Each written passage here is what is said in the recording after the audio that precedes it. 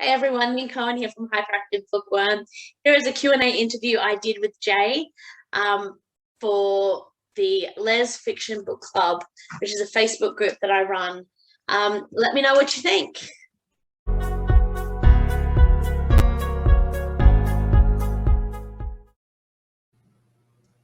Hey readers, welcome to Les Fiction Book Club's very first Q&A live with our amazing author guest, Jay. Jay has very kindly put aside some time to sit down and answer some questions for us and talk about the book that we chose this month to be our book, which is, oh my gosh, let's not get it wrong, Wrong Number, Right Woman. Excellent. Yay! Jay is an award-winning author of absolutely incredible slow burn women-loving women romances. And I absolutely love this book. The characters have just blown me away. I've read it twice because I just needed more. And yes, thank you so much for joining us today, Jay. And thanks so much for having me and for having me as a first guest. That's such an honor. Excellent. All right. So we might just jump into the questions and we'll see how we go.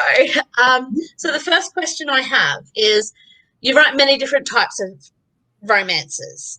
You write the historical, the contemporary, what else do we have? The suspense and the paranormal. What do you enjoy most of them?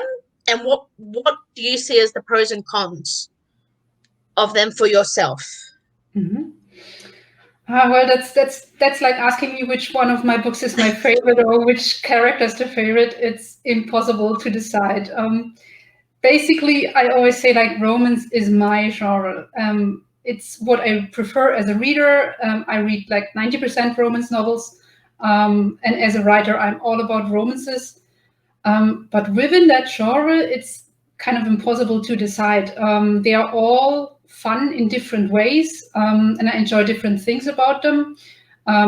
Let's say paranormal romance, the fun for me is that I get to create entire new worlds, an entire species with a culture of their own, a language of their own, a biology of their own, and I get to make up the rules. The con of paranormal romances, just like historical romances, is that not everyone enjoys them. Or I get a lot of readers who think they won't enjoy them, and maybe that they are too exhausting to read, or that they can't relate to a shapeshifter or a vampire or someone living in the 1800s. But I often make the experience that, like with Second Nature, my shapeshifter book, which is in Kindle Unlimited now, and now I had a lot of readers try it because they are subscribing to KU anyway. And so they tried it, and then they were really amazed and said, wow, I never thought I would enjoy a paranormal romance, but I actually did, and now I'm reading the entire series. But a lot of readers are a little hesitant to try paranormal romance. So the sales just aren't as good as they are for contemporary romances. So that's mostly the con for me. Not that I'm in it just for the money, but I am a full-time writer, so I need to support myself from my writing. So that is one consideration that I have to keep in mind. Absolutely, definitely. Yeah. That's really interesting, actually, that the paranormal don't... I'm quite partial to the paranormal, so that drops me a little bit. Yeah. So fantastic. I think the people who love it, they really are... They love it. They really read everything. But then there are also the readers who are like, no. And that's just fine. I mean, we are so lucky that we live in a time where there is so much books out for every kind of woman-loving woman in all kinds of subgenres. So we get to choose, and we can't even read everything within a subgenre. So we get to be picky, which is great. It is. It's definitely a nice change from even 20 years ago. Yeah, just having that option and finding someone you can relate to within books, which you do a phenomenal job with, might I just say. Which actually brings me to the second question, which is your characters in this book are so authentic and relatable. And you don't often seem to see that much with romance genres, you know? Mm-hmm. There's so often the perfect image, even in women loving women. It's the perfect image, the perfect body, perfect jobs. Mm-hmm. And I absolutely love that you don't have that. Did you actually specifically, when you were writing this, specifically write characters that didn't fit into that? Was it an intentional thing, or did they kind of develop as you wrote it? Mm-hmm. It's very intentional. Like you just said, I think that especially in romance novels, we tend to have, I would say in 80 to 90% of the books, we have one type of main character. And they are mostly all in their 20s or 30s. They are rarely characters that are in their 40s or 50s or even older. We have mostly white characters. We have mostly characters who are either rich, or at least they never have to worry about making ends meet. Or like going on an expensive date, can they afford a restaurant? It's very rare to see that kind of thinking in a romance novel. Um, Mainly characters who are very thin or slender and who fit the traditional Hollywood beauty standard. We rarely see characters who have mental health issues or physical limitations or disabilities. And there are some sexual orientations who are definitely underrepresented, like asexual characters, transsexual characters, pansexual characters even. So in my own books and also the books I read, I like to have books that are just as diverse as life. I said it in my Facebook group yesterday. Like if I look at my own circle of friends, there's such a wide variety of people and skin colors and nationalities and shapes and sizes and backgrounds, jobs. And I don't just want to write the same character all over again. So I always strive for something new, to teach myself something new with the research and to teach my readers something new when they read it, without coming across like a non-fiction book or something like that. But I think you can have both. And I mostly think that representation really does matter, and it matters to all of us. And since we often don't find ourselves in movies, I think we should at least be able to find ourselves in books. And it's a little weird that, like, everyday people, just normal people like you and me, we rarely find ourselves in books. Not that there's anything wrong with having a more glamorous character every now and then. Like, it can be really fun to, let's say, create a famous actress or like a super successful businesswoman who looks super hot in a power suit. That can be fun, and I wrote those characters too in some of my books. But it's also important not to forget, like, the people with a less glamorous life, someone who we can all relate to. And I had a feeling like, especially this year, like we need that. We need people who just go about their lives and are really decent people and people who I would want to be friends with. And to give people like that, like Danny in Wrong Number, Right Woman, she's really shy. I think we talked a little bit before, like, you can relate to it. I can also definitely relate to it. I think that definitely we need more of that in books. Yeah, absolutely. And you've done an absolutely incredible job, especially in this book. It's just, if anyone watching hasn't read it, oh gosh, please go read it. It is so fantastic. The characters in it, you have Danny, you have Eliza, who, she's not perfect and you love her anyway. You have her best friend, Heather, who was just so well done, that it was just fantastic. We also have just a comment here at the moment. There it is, from Anne Marie, who says she loves the variety, which is just one of the things that pretty much every book I've read of yours, it's definitely something you're you're mastering absolutely fantastically. Sorry, so I'll move on to the next question. No, it's wonderful. One of our readers also has talked about how much they love Denny and Eliza, and they just wanted to know, this is Quinn Ivans actually messaged me and asked, will we get to see any more of Denny and Eliza in future books or stories? Yeah, definitely. I'm not done with them, and they are not done with me. So definitely yes. I'm actually I just finished writing a short story about them. It's part of a project that I'm doing with 7 other Ilva publishing authors, and Quinn Evans is actually one of them. Let's see who else is there, but she doesn't know what story I'm writing for it yet. So that's. So Lee Winter is in there, Lola Keeley, Chris Sett has a story, Fiona City has one, Ale Brooks has one, Cheyenne Blue. Am I forgetting someone? Yeah, well, me. I'm like, oh, should I put 8 authors?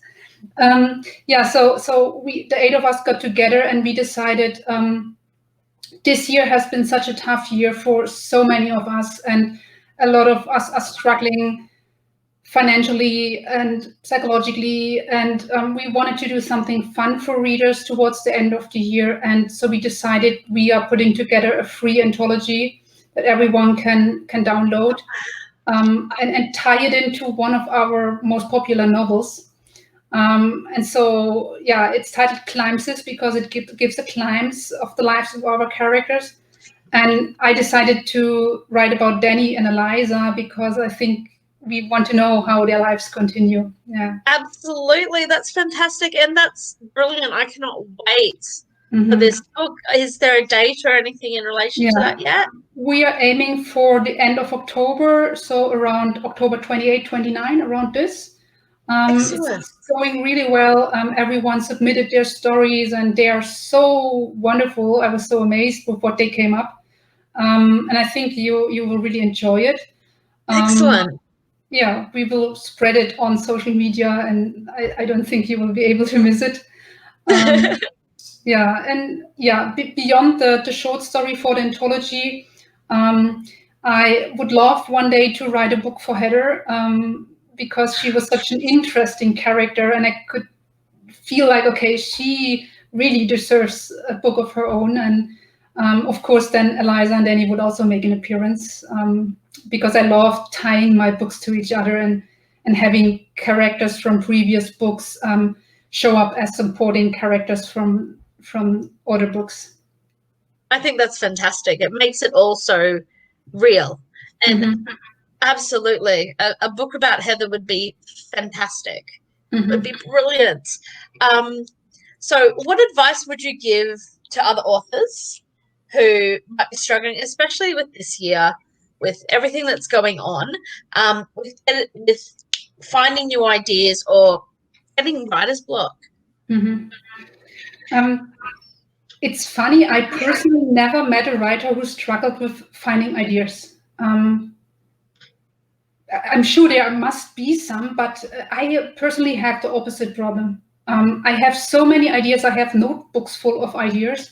And even if I am lucky enough to become 100 years and I write until my last day, I don't think I would ever be able to write all of the ideas that are swirling around in my head. But if someone would be struggling with not having any ideas what to write about, I would say a good writer is always a good observer. So observe things around you. People watch. I mean, it's a little difficult this year to people watch, but pretty much ideas can come from everywhere. Anything you read. I'm not just talking about books, like the news, or social media, or a fun little article. For example, the idea for Wrong Number, Right Woman came to me when I saw a tweet, and it was about a young woman who had, I think she was out shopping for a prom dress or something like that. And so she took a photo of the dress and texted it to her best friend. Also, she thought it was her best friend, because it turned out she had the wrong number and the photo went to a complete stranger. And instead of saying, "Oh, sorry, you have the wrong number," it was some guy, took a photo of his 5 kids who are all giving the thumbs up to the dress and sent it back. Oh, that's fantastic. Yeah, and I thought, oh, it's kind of cute. And I thought, what if, like that what if question is what often gets my little writerly hamster wheel going. So just observe, and the ideas, they are everywhere. It doesn't need to be something big, it can be something completely small. As for the writer's block, I think that's a problem that a lot of writers sometimes deal with. Luckily, I haven't. Knock on wood. If I did, I think the first step you should take is try to figure out where it's coming from. Because I think writer's block in reality is more of a name we put on a lot of different things, actually. Not all writer's blocks are the same. Sometimes it's actually not writer's block, it's more of a writer's burnout, if that makes sense. Absolutely. Yeah, no, definitely. So, especially for the writers who write 3, 4 or more books a year, I imagine that at one point your creative well is just empty. So I would say if that's the case, take some time off writing. Experience life, read stuff you enjoy, and take a month off and then get back to it. But if it's not that, oftentimes it's more of a plot problem, that you write yourself into a corner and don't know how to get out of it and how to continue with the story. In that case, I would say if you don't have them already, find yourself some beta readers or editors or a critique partner, a writing partner, and send them what you have written so far and then brainstorm with them. A lot of times other people that are not so close to the story can see it more clearly and can be like, yeah, why don't you do this or that? Or yeah. And last but not least, I would say set the story aside completely for at least 2 weeks or maybe even a month, and do other stuff. Don't look at it in that time, and then come back to it with fresh eyes. And sometimes you will be like, what was the problem? Suddenly it's all clear. So that could help. And if you are a plotter and not a pantser who writes by the seat of their pants and just comes up with the story as you go, I think you will be less prone to writer's block, because you will always know what's next because you outlined the story. But if that doesn't work for you, that's completely fine. That's some fantastic ideas, actually. Mm-hmm. Just quickly writing them down. No, but it's very true. It's not always the same for everyone, and you're right. I think it does get categorized as writer's block when there are very possibly many different issues that might be coming on. Yeah. Can you give us any hint on what you're currently working on at all? Yeah. As I said, right now I'm working on the anthology. I'm done with my own story. It's completely done, but I'm also the developmental editor for the other stories. It's almost done, but not quite. So that takes up my time because I'm an editor as well as an author. So I wear 2 hats and switch back and forth between them. Yeah, but I enjoy both, so I don't want to give any up. So. And I also do, I'm editing another project for Ilva Publishing. And once I'm done with both of them, I will start doing research for my next book, which will be a novella, hopefully. Because, when I first set out to write Wrong Number, Right Woman, I had planned for it to be a novella, which... Oh, wow. Yeah. For those who might not know what a novella is, it's basically a very short novel, like in between a short story and on a novel. So anything up to 60,000 words. And I've tried a couple times to write novellas. I sometimes even try to write short stories. And I'm a little infamous for ending up with a 120,000 word novel. So yeah, we will see if it actually becomes a novella or a novel. Oh, okay. Yeah, but the main idea is to write a best friends to lovers story. Because I haven't written one. A lot of times my books get labeled friends to lovers, but to me they're not. To me, a friends to lovers, I would say they're slow burn romances. Okay. The difference between friends to lovers, and I mean, feel free to disagree. It all depends on your personal definition of what is a friends to lovers. To me, friends to lovers mean the characters at the beginning of the book, they already know each other. They're friends, maybe not best friends, but close friends at least. And then they, during the plot, they realize, oh wow, there could actually be something other than friendship. And if the characters meet at the beginning as strangers and then they become friends and then they become, I'm not saying more than friends, I don't like that, something other than friends, because being friends is great too. Yeah, that to me is a slow burn. No, that makes sense. That's what I would kind of classify as well. I mean, as a baseline, they should know each other before the start of the book. Yeah. So that absolutely makes sense. Wow. Thank you so much for this. Finally, just lastly, before we head off, can you just let any viewers know how they can find out more about you and your books? I think the place to start out is best my website, j-fiction.com.